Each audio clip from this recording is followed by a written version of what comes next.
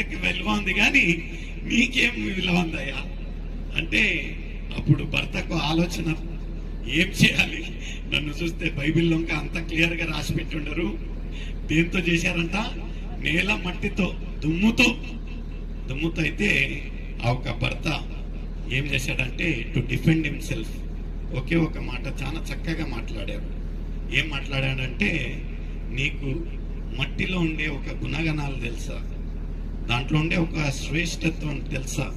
Do you know what all minerals we get from the soil? అంటే అందులోంచి మనకు ఎలాంటి మినరల్స్ వస్తాయి తెలుసా నీకు? మట్టిలో ఒక సృష్టిని, ఒక చెట్టును, లేకపోతే ఒక చిన్న ప్లాంట్ రావాలంటే మట్టి కావాల్సి వస్తుంది. దానికే అది రాదు. మట్టిలో ఉండే గుణగణాలు ఏముంటే, నేను మట్టి అని అంత ఈజీగా తీసివేయద్దు. మీరు ఇంటికి వెళ్ళిన తర్వాత ఇంకా